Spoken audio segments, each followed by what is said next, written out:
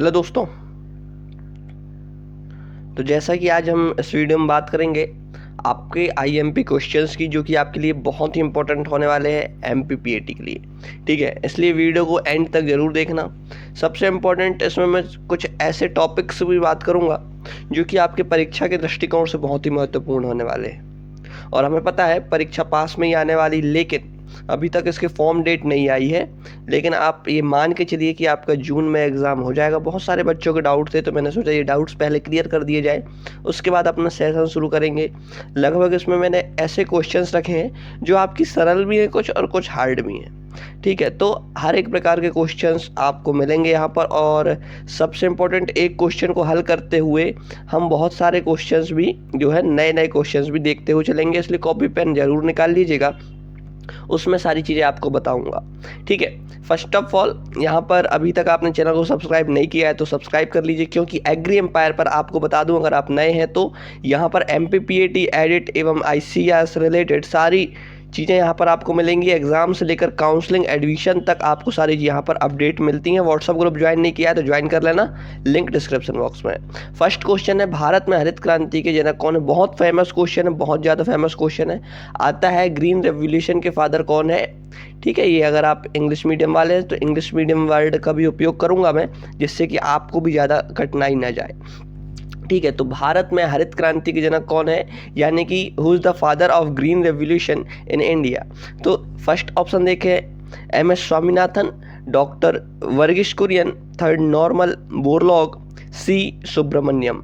तो इसका right answer आप सभी को मेरे ख्याल से पता होगा अगर आप एमपीपीएटी की प्रिपरेशन कर रहे हैं। बहुत ही बेसिक क्वेश्चन है, बहुत ही फेमस क्वेश्चन है। इसका राइट आंसर आएगा एम.एस. स्वामीनाथन। एम.एस. का फुल फॉर्म मैंने आपको हर एक वीडियो में बताया है, बहुत सारी वीडियो में मैं क्वेश्चन सॉल्व करवाता हूँ, उसमें मैंने आपको हमेशा बताया है कि एम.एस. का फुल फॉर्म क्या होगा। अगर आपको पता है तो कमेंट में जरूर बताइएगा एम.एस. का फुल फॉर्म एम.एस. स्वामीनाथन, क्योंकि कभी कभी स्वामीनाथन ना लिखकर एम.एस. का फुल फॉर्म ऑप्शन में दे दिया जाता है, जिससे कि आप कंफ्यूज हो जाते हैं। वर्ल्ड की बात करें तो वर्ल्ड में वर्गीस कुरियन जो है, वर्ल्ड में अगर हरित क्रांति की बात करते हैं, वर्ल्ड के हरित क्रांति के फादर कौन है? तो नॉर्मन ई बोरलॉग है। ठीक है, नॉर्मन बोरलॉग जो है वर्ल्ड में हरित क्रांति के पिता है। और अगर दुग्ध क्रांति की बात करूं तो वर्गीस कुरियन दुग्ध क्रांति के पिता है। राइट डाउन करते चलिएगा कॉपी में। फादर ऑफ व्हाइट रेवोल्यूशन, जैसे कि मैंने आपको बताया दुग्ध क्रांति के पिता। ठीक है, दुग्ध क्रांति किससे संबंधित है? व्हाइट रेवोल्यूशन यानी कि सफेद क्रांति से संबंधित है। तो इसका right answer option number B आएगा। ठीक है, वर्गीस कुरियन, वर्गीस कुरियन, ये आपका राइट आंसर हो जाएगा। और वर्गीस कुरियन किससे संबंधित है? अमूल से। आप जो अभी अमूल का छाछ पी रहे हैं, गर्मी में अमूल की दही पी रहे हैं, खा रहे हैं, ठीक है, वो किससे संबंधित? कहीं ना कहीं वर्गीस कुरियन से। ये डिटेल में आपको बहुत बड़ी कहानी है, इसको अगर ऐसे कुछ ऐसे रिलेटेड अगर आप क्वेश्चन आते हैं आगे तो आपको इसके बारे में कुछ और भी बताऊंगा, वरना एक नेक्स्ट प्रॉपर इस पर एक वीडियो बना दूंगा किस पर? मिल्क प्रोडक्शन वीडियो पर। ठीक है, नेक्स्ट क्वेश्चन है, उर्वरकों में एनपीके का मतलब क्या होता है? आप मानोगे नहीं, इतना सरल क्वेश्चन आता है पीएटी में। अगर आप सॉल्व करोगे पीवाईक्यू तो उसमें भी इतने सरल क्वेश्चंस आते हैं। ये सरल किसको लगेंगे? जो पढ़ता है। हो सकता है कई लोगों को ये भी ना बने, इसलिए ऑप्शन अच्छे से पढ़ना, कंफ्यूज नहीं होना। ठीक है, उर्वरकों में एनपीके का मतलब क्या होता है? ठीक है, तो first option nitrogen, phosphorus, potassium, कि बी नाइट्रेट, पोटेशियम, फास्फेट, कि डी सी नाइट्रेट, फास्फेट, कोलियम, कि D none of the above. तो इसका राइट आंसर क्या होगा? ऑप्शन नंबर ए, नाइट्रोजन, फास्फोरस और पोटेशियम। इनका फुल फॉर्म बेसिकली यहाँ पर पूछा है कि एनपीके का फुल फॉर्म क्या होता है। तो एन मतलब नाइट्रोजन, पी मतलब कि फास्फोरस, के मतलब कि पोटेशियम। ठीक है, ये आपको याद रखना है, के मतलब कि पोटेशियम होता है। आपको पता होगा, इतना बेसिक नॉलेज होना ही चाहिए। नेक्स्ट क्वेश्चन है, भारत का सबसे बड़ा कृषि उत्पाद कौन सा है उत्पादन की दृष्टि से? यहाँ पर पूछा है भारत में सबसे ज़्यादा कौन सा ऐसा कृषि उत्पाद है जो कि उत्पादित होता है। अब आपको हो सकता है कि ऑप्शंस में जो आपको पता हो, जो राइट आंसर हो वो न दिया हो, लेकिन आपको इसलिए 2 से 3 लगभग यहाँ पर रैंक वाले आपको जो है उत्पाद पता होने चाहिए। हो सकता है कि ऑप्शन में 2 नंबर का जो हाईएस्ट उत्पादन है वो वाला दे दे, तो आपको वो ऑप्शन के अकॉर्डिंग सबसे ज़्यादा वहाँ पे उत्पादन होगा, है ना। तो इसका राइट आंसर क्या होगा? ऑप्शन नंबर सी, गन्ना। गन्ने का वैज्ञानिक नाम आपको पता है, सैकेरम ऑफिसिनेरम। ये आपको याद रखना है, गन्ने का वैज्ञानिक नाम, ठीक है। गन्ने का आपको यहाँ पर सबसे ज़्यादा उत्पादन कहाँ होता है, तो यूपी में गन्ने का सबसे ज़्यादा उत्पादन होता है, ये भी आप याद रखिए। जो मैं एक्स्ट्रा आपको बताते चल रहा हूँ ये इंपॉर्टेंट है, ये आपको मैं टाइम पास के लिए यहाँ पर नहीं बता रहा, ये बहुत ही इंपॉर्टेंट होता है, क्योंकि कभी कभी डायरेक्ट क्वेश्चन से नहीं वीडियो मतलब क्वेश्चंस बनते, कभी कभी आपको जो वीडियो में यहाँ पर मैं एक्स्ट्रा चीज़ें बताता हूँ ना, उनसे क्वेश्चंस बन जाते हैं, इसलिए उनको भी आप जो कॉपी में नोट करते हुए चलेगा। नेक्स्ट क्वेश्चन है ICAR का पूरा नाम क्या है। सबसे इंपॉर्टेंट, अगर आपको क्वेश्चन पढ़ रहे हो ना आप, तो पूरे एकदम क्लियरिटी के साथ पढ़ो, ये नहीं कि आयकर पढ़ दिया, ICAR कुछ भी पढ़ दिया, नहीं, ICAR ये आप पूरा क्लियरिटी के साथ पढ़ो, तब आपको आंसर्स बनेंगे इनके। और आपको जो है फुल फॉर्म याद होना चाहिए ICAR का। सबसे इंपॉर्टेंट ऑप्शन देखते हैं, Indian council of agriculture research की option number B, institute of crop and animal research की option number C, Indian committee for agro research की option number D, international crop association of research. ठीक है, तो इसका बहुत ही सरल और सिंपल सा नाम है। अगर आप एग्रीकल्चर फील्ड में आना चाहते हैं तो ICAR आपको बहुत बार सुनने को मिलेगा, ठीक है। ICAR का एग्ज़ाम भी होता है, आपने सुना होगा, तो इसका फुल फॉर्म तो आपको बेसिक पता ही होना चाहिए, ठीक है। कहाँ पर है ICAR, तो ICAR दिल्ली में स्थित है, ये भी आपको याद रखना है। IARI कहाँ स्थित है, तो IARI Indian agriculture research institute, Indian agricultural होता है, एग्रीकल्चर नहीं। इसका IARI का फुल फॉर्म बहुत सारे लोग गलत बोलते हैं, आप गूगल सर्च करिए, उसकी वेबसाइट में जाइए, वहाँ पर इंडियन एग्रीकल्चरल लिखा रहता है, CULTUARL, ठीक है। कल्चरल रल लिखा रहता है, RAL रल, कल्चरल, तो इंडियन एग्रीकल्चरल रिसर्च इंस्टीट्यूट है, ना कि इंडियन एग्रीकल्चर रिसर्च इंस्टीट्यूट। तो इसका नाम याद रखना है। कई बार ऑप्शंस में क्या आता है पता है, IARI का फुल फॉर्म पूछ लेगा, ऑप्शन नंबर ए दिया इंडियन एग्रीकल्चर रिसर्च इंस्टीट्यूट और option number B Indian agricultural research institute, तो राइट आंसर कौन सा होगा, इंडियन एग्रीकल्चरल रिसर्च इंस्टीट्यूट, ठीक है। तो ये बात आपको ध्यान रखना, छोटी छोटी यहाँ पर बातें आपको पता करनी चाहिए, क्योंकि कभी कभी यही आपको लगेगा मैंने सही करके आया, बाकी वो गलत होता है। पर इसका राइट आंसर क्या होगा फिफ्थ क्वेश्चन का, तो Indian council of agriculture research, ये आपको याद रखना है। ICAR का फुल फॉर्म होता है, यानी कि ऑप्शन नंबर ए इसका राइट आंसर हो जाएगा। नेक्स्ट क्वेश्चन की आगे बढ़ते हैं। क्वेश्चन नंबर 6, मिट्टी की pH वैल्यू अगर 7 से कम हो तो वह कैसी होती है। pH स्केल आपने देखा होगा, pH किसको, अच्छा pH आपने स्केल देखा, यहाँ पर 7 लिखा होता है, यहाँ 8, यहाँ 9, जो आगे साइड बढ़ेगा यहाँ पर जो है क्षारीय होते जाएगा, और अगर इसके साथ के पीछे साइड जो है 6, 5, 4, 3, ये यहाँ पर अम्लीय होते जाएगा। तो यहाँ पर क्या लिखा हुआ है, pH की वैल्यू अगर 7 से कम हो, यानी कि हमने जो स्केल देखी उसकी अम्लीय होते जा रही थी, 7 से कम हो तो यहाँ पर अम्लीय आ जाएगा, ऑप्शन नंबर बी, ठीक है, यानी कि एसिडिक आएगा। तो इसका right answer option number B हो जाएगा। अब बात करते हैं यहाँ पर जो pH शब्द दिया है, ठीक है। pH शब्द किसी ने तो निकाला होगा, ऐसा तो है नहीं कि किसी ने भी रख दिया ABCD है तो वैसे ही pH भी रख दिया, नहीं, किसी व्यक्ति ने तो दिया होगा कि pH वैल्यू है कुछ, तो इसका भी आप मानोगे नहीं, ऐसा क्वेश्चन आया है PAT में, pH शब्द किसने दिया है और PF शब्द किसने दिया है, ठीक है। pH शब्द किसने दिया है, तो आपका सोरेनसन है, एक सोरेनसन नामक वैज्ञानिक है, उन्होंने pH शब्द दिया था, ठीक है, ये आप याद रखिएगा, सोरेनसन। ये आप में थोड़ा हो सकता है हिंदी यहाँ पर मिस्टेक लिखी हो मैंने, लेकिन आप उसको सही लिख लीजिएगा, ठीक है। सोरेनसन, pH शब्द किसने दिया, तो सोरेनसन ने दिया, ये आपको याद रखना है। अब PF भी एक वर्ड होता है, जैसे pH होता है वैसे PF भी होता है, ठीक है। ये वर्ड किसने दिया, आप गूगल सर्च करिए और कमेंट में आकर बताइए। क्यों ऐसा कह रहा हूँ आपको मुझे पता है, लेकिन भी आपको मैं नहीं बताऊँगा, इसलिए क्योंकि अगर आप गूगल सर्च करेंगे तो आपको ये ध्यान रहेगा कि मैंने गूगल सर्च किया और कमेंट मैंने वीडियो में जाकर किया था, इसलिए मुझे वो चीज़ें याद है। तो कई बार ऐसी चीज़ें जो रिलेट हो जाती हैं ना, वो हमें याद रखना चाहिए, इसलिए आप उसको जो है गूगल से सर्च करिए उसका आंसर और मुझे कमेंट में बताएं। तो इसका right answer option number B, pH शब्द किसने दिया, तो सोरेनसन ने दिया था, याद रखिएगा। न्यूनतम समर्थन मूल्य MSP की सिफारिश कौन करता है, तो इसका राइट आंसर होगा CACP, ऑप्शन नंबर सी इसका राइट आंसर हो जाएगा।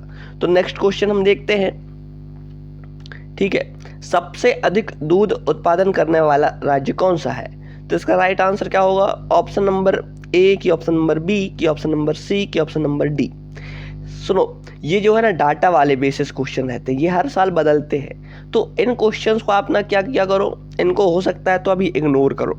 आप इसको ना एग्ज़ाम के 15 दिन पहले पढ़ना। जितना भी न्यू डाटा रहता है, लेटेस्ट डाटा, उनको पढ़िएगा, ठीक है, उनसे आपको ध्यान रहेगा। क्योंकि अगर आपने हो सकता है 2 महीने पहले ये कुछ और पढ़ा हो और आपके एग्ज़ाम आते आते एक नया डाटा यहाँ पर अपडेट हो गया हो और आपका जो स्टेट आपने देखा था दूध उत्पादन में सबसे ज़्यादा, वो अभी सेकंड नंबर पर आ गया हो और फर्स्ट नंबर पर कोई और ही स्टेट आ गया हो। इसलिए आप 15 दिन पहले पढ़ कर जाएंगे एग्ज़ाम के, तो आपको कोई भी प्रॉब्लम नहीं होगी, ठीक है। इसलिए ये जो सलाह देता हूँ ना, इनको भी कॉपी में नोट करें और इनको सब माना करो आप, तो आपका 100% आपका पीएटी निकल जाएगा। सबसे अधिक दूध उत्पादन करने वाला राज्य कौन सा है? तो इसका राइट आंसर होगा उत्तर प्रदेश। यूपी सबसे ज़्यादा दूध उत्पादन करता है। हो सकता है कि कुछ महीने बाद नया डाटा आए और यूपी चेंज हो जाए, गुजरात आ जाए या राजस्थान आ जाए, लेकिन अभी प्रेजेंट में तो उत्तर प्रदेश है, ये आपको ध्यान रखना है। गुजरात में क्या है? गुजरात में अमूल कंपनी है। आप जो भी, मैंने एक क्वेश्चन में पहले भी अमूल की यहाँ पर जो है बात की थी, वैसे ही यहाँ पर गुजरात में ही अमूल कंपनी का जो है स्थापना हुई थी सर्वप्रथम। कब हुई थी? 1960 में हुई थी।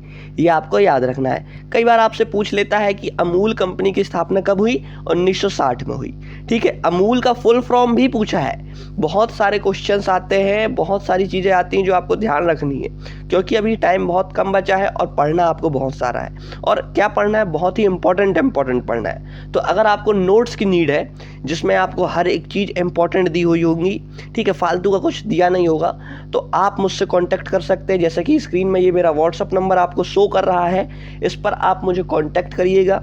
मैं आपको बहुत ही कम प्राइस में agriculture, animal husbandry and biology यानी कि 125 नंबर आपके AG 1 to 3 group Hindi medium से आपके कवर करा दूंगा, ठीक है। तो आपको बढ़िया PDF फॉर्मेट में आपको नोट्स मिल जाएंगे जिससे कि आप प्रिपरेशन कर सकते हो, ठीक है। स्क्रीन में भी शो हो रहा है और मैं यहाँ पर भी नंबर लिख देता हूँ 9424925823, ठीक है। ये मेरा व्हाट्सअप नंबर है, इस पर आप कांटेक्ट कर सकते हो। अब यहाँ पर बात करते हैं अमूल का फुल फॉर्म क्या होता है। तो आनंद मिल्क यूनियन लिमिटेड, याद रखिएगा, आनंद मिल्क यूनियन लिमिटेड, आनंद मिल्क यूनियन लिमिटेड। एक बार फिर से बोलो आप मोबाइल के सामने तो आपको याद हो जाएगा, आनंद मिल्क यूनियन लिमिटेड। ये आपका जो है अमूल का फुल फॉर्म होता है। 1960 में स्थापना हुई थी। कहाँ पर हुई थी? गुजरात में हुई थी। सबसे ज़्यादा दूध कहाँ उत्पादन होता है? उत्तर प्रदेश में होता है। यहाँ पर हमने एक क्वेश्चन से लगभग आपके 4 क्वेश्चन कवर कर लिए। नेक्स्ट क्वेश्चन की आगे बढ़ते हैं। वीडियो अगर पसंद आता है तो फ्रेंड्स एक लाइक जरूर कर दीजिएगा। आपका एक लाइक जो है मैं आपके लिए नेक्स्ट वीडियो में लेकर आऊँगा। अगर आप एक लाइक करते तो मैं आपके लिए 100% नेक्स्ट वीडियो लेकर आऊँगा। गेहूं की वैज्ञानिक किस्म HD 2967 किसके लिए प्रसिद्ध है? तो इसका राइट आंसर होगा अधिक उत्पादन। अब आपको ये जो फैक्ट वाले क्वेश्चन है, अब इनको आपको याद ही रखना पड़ेगा, ठीक है। आप इसका कोई यहाँ पर अल्टरनेट नहीं निकाल सकते, आपको याद रखना पड़ेगा HD 2967, ठीक है। किसकी सबसे ज़्यादा किस लिए प्रसिद्ध है? तो अधिक उत्पादन के लिए। अब आपसे एक क्वेश्चन कभी कभी पूछा जाता है, जो मैं यहाँ पर बता रहा हूँ ना आपको, ये अपने मन से नहीं बता रहा, मैंने बहुत सारे PYQ सॉल्व किए, बहुत सारे क्वेश्चंस लगाए, बहुत सारी थ्योरी पढ़ी, बहुत सारी बुक्स पढ़ी हैं, तब आपको बता रहा हूँ कि एक क्वेश्चन आता है गेहूँ की HD 2329, ठीक है। जैसे कि यहाँ पर 2967 है ना, वैसे ही पूछा जाता है गेहूँ की एक किस्म है HD 2329, ये कौन सी किस्म है, किसके लिए ये फेमस है, या फिर कहाँ पर इस किस्म का उपयोग सबसे ज़्यादा हुआ? तो आपको मैं बता दूं, जब 1960 से, है ना, 1960 के दशक में, आपको पता है 1960 के दशक में हरित क्रांति आई थी, ठीक है। 1960 के दशक में आपकी जब हरित क्रांति आई थी तो सबसे ज़्यादा उस पर कौन सी फसल पर ध्यान दिया गया था? गेहूं और धान पर। और दोनों में से भी सबसे ज़्यादा बात करें तो गेहूं पर। और गेहूं की किस वैरायटी पर ध्यान दिया गया था? तो HD 2329। ये बहुत डीप क्वेश्चन हो जाता है, आपसे पूछा जा सकता है, क्योंकि PYQ में पूछा था। प्रीवियस ईयर क्वेश्चंस जो आप सॉल्व करेंगे तब आपको पता चलेगा यहाँ पर कितना आपको अंदर तक पूछा गया। जैसे कि मैंने आपको कहानी क्या बताई, हरित क्रांति की शुरुआत 1960 के दशक में हुई थी, ठीक है। अगर करेक्ट डेट की बात करें तो 1965 से लेकर 1966 के बीच कभी यहाँ पर शुरू हुई थी हरित क्रांति, ठीक है। फादर मैंने बताया था आपको पहले वीडियो, मतलब इसके पहले क्वेश्चंस में, इसलिए अभी नहीं बताऊंगा, ठीक है। तो 1960 के दशक में आप जो है हरित क्रांति शुरुआत हुई। हरित क्रांति जब शुरुआत हुई तो उस समय कौन सी ऐसी फसल थी जिन पर मुख्य फोकस था सरकार का? तो धान और गेहूं एक ऐसी फसल, दो ऐसी फसल थी जिन पर सबसे ज़्यादा जो है मुख्य फोकस किया गया था। लेकिन उन दोनों में ही बात करें तो गेहूं, और गेहूं यानी कि टेट्रिकम एस्टिवम आपका वैज्ञानिक नाम होता है किसका? गेहूं का। टेट्रिकम एस्टिवम है ना, टेट्रिकम एस्टिवम। तो गेहूं की भी किस किस्म पर सबसे ज़्यादा जो है उगाया गया था? तो HD 2329। कभी कभी पूछा जाता है हरित क्रांति में गेहूं की ऐसी कौन सी किस्म है जिस पर सबसे ज़्यादा मुख्य फोकस यहाँ पर था गवर्नमेंट का? तो HD 2329 याद रख लीजिएगा, ठीक है। बार बार नहीं बताऊंगा, नहीं तो आपको भी कन्फ्यूजन होगी, ये इससे कि आपके लिए अच्छा नहीं होगा। तो नेक्स्ट क्वेश्चन देखते हैं, इसका राइट आंसर होगा ऑप्शन नंबर सी। जो मैंने अभी आपको बताया यहाँ पर सबको नोट करते हुए चलिए। नेक्स्ट क्वेश्चन है, पूसा बासमती किस फसल की किस्म है? जो है इंपॉर्टेंट वैरायटीज से भी क्वेश्चंस आता है, इसलिए आप इनको भी याद करके रख सकते हैं, क्योंकि हो सकता है कि आपको वैरायटीज याद ही ना हो तो आपसे क्वेश्चंस बनेंगे कैसे? तो आप क्वेश्चंस को याद रखिए और वैरायटीज़ को याद रखिए। बहुत सारी इंपॉर्टेंट वैरायटीज़ हैं, सभी वैरायटीज़ को आपको ध्यान नहीं रखना रहता। जैसे कि पूसा बासमती एक बहुत ही फेमस वैरायटी धान की। तो इसका राइट आंसर क्या होगा? ऑप्शन नंबर सी हो जाएगा। धान का वैज्ञानिक नाम क्या होता है? ओराइजा सटाइवा, ठीक है। सबसे ज़्यादा कहाँ होता है? तो पश्चिम बंगाल में धान का सबसे ज़्यादा उत्पादन होता है, ये आप याद रखिएगा। क्या है कि मैं पढ़ते जाता हूँ ना, तो मुझे उससे रिलेटेड जो है फैक्ट याद आते जाते हैं और मैं आपको बताते जाता हूँ। तो मैं धान के अभी लगभग 1 घंटे आपकी क्लास ले सकता हूँ सिर्फ धान पर, लेकिन अभी टाइम नहीं है, हमें अभी क्वेश्चंस सॉल्व करने हैं, क्योंकि इस समय पर क्वेश्चंस ज़्यादा आपको फ़ायदेमंद हो सकते हैं, ठीक है। तो आपको फिर से बता रहा हूँ, थ्योरी पढ़िए, फिर उसके बाद MCQs लगाएं। अगर आपको थ्योरी नहीं पता मेरे दोस्त, तो आपको MCQs नहीं बनेंगे, और अगर आपसे MCQs नहीं बनेंगे तो कहीं ना कहीं आपका कॉन्फिडेंस डाउन होगा, और कॉन्फिडेंस अगर आपका डाउन हुआ तो आपका PAT नहीं निकलेगा।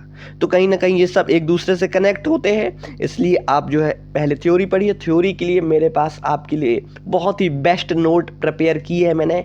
हिंदी मीडियम नोट्स चाहिए तो डिस्क्रिप्शन बॉक्स में मेरा नंबर दिया हुआ है, मोबाइल नंबर, व्हाट्सअप वाला नंबर, कॉल भी कर सकते हो। अगर आपको चाहिए तो बिल्कुल उस पर कांटेक्ट कर सकते हो। धान का वैज्ञानिक नाम ओराइजा सटाइवा, सबसे ज़्यादा पश्चिम बंगाल में होता है।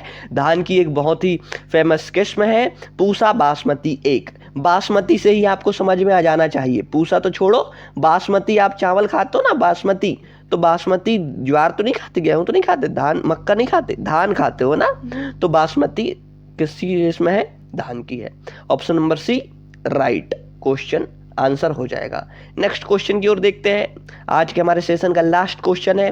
फिर से आपको बता दूं, thank you for watching, please like and subscribe. अभी तक लाइक नहीं किया है वीडियो को तो लाइक कर दीजिएगा, मेरे ख्याल से अब तक तो कर दिया होगा, और शेयर नहीं किया है तो शेयर कर दीजिएगा अपने उस फ्रेंड को जो कि MPPAT की प्रिपरेशन कर रहा है, और व्हाट्सअप ग्रुप में ज्वाइन हो जाना, क्योंकि वहाँ पर आपको मैं फ्री ऑफ कॉस्ट सारी चीज़ें बताते रहता हूँ। व्हाट्सअप ग्रुप की लिंक डिस्क्रिप्शन बॉक्स में है, और वहाँ जाकर अपने सारे उन दोस्तों को जो है वहाँ पर ऐड कर लेना जो कि MPPAT प्रिपरेशन कर रहा है, edit animal dairy diploma entrance test की प्रिपरेशन कर रहा है या ICAR की प्रिपरेशन कर रहा है। नेक्स्ट यानी कि और लास्ट क्वेश्चन है, नाबार्ड की स्थापना किस वर्ष में हुई थी? तो इसका नाबार्ड की स्थापना किस वर्ष में हुई, इसको जानने से पहले आप नाबार्ड का फुल फॉर्म जान लीजिए। National bank for agriculture rural development, ये इसका फुल फॉर्म होता है। इसको कॉपी में नोट करिए, क्योंकि कभी कभी आपसे पूछा जाता है। नेशनल में NA दोनों आ जाएगा, ठीक है। आपको कभी कभी ना कंफ्यूजन होता है, कई बार क्या है N को बस लोग बाग नेशनल समझते हैं, N मतलब नेशनल नहीं, यहाँ पर NA मतलब नेशनल होता है। फिर नेशनल मतलब NA मतलब नेशनल, B यानी कि बैंक, A यानी कि एग्रीकल्चर, R यानी कि रूरल, और D यानी कि डेवलपमेंट। ये आपको याद रखना है, ठीक है। तो नेशनल एग्रीकल्चर रूरल डेवलपमेंट इसका फुल फॉर्म है। इसका राइट आंसर क्या होगा? कब हुई थी स्थापना? तो 1982 में जो है नाबार्ड की स्थापना हुई थी। तो ऑप्शन नंबर बी इसका राइट आंसर हो जाएगा। तो आई होप फ्रेंड्स ये वीडियो आपको बहुत पसंद आई होगी। अगर वीडियो अच्छी लगती थोड़ी सी भी तो वीडियो को एक लाइक जरूर करना। मिलते हैं ऐसे ही नेक्स्ट इंपॉर्टेंट वीडियो के साथ, और आपका इस वीडियो को लेकर क्या फीडबैक रहा है वो भी कमेंट में ज़रूर बताइएगा, ताकि मैं आपके लिए वीडियो को और भी इम्प्रूव कर पाऊँ। धन्यवाद।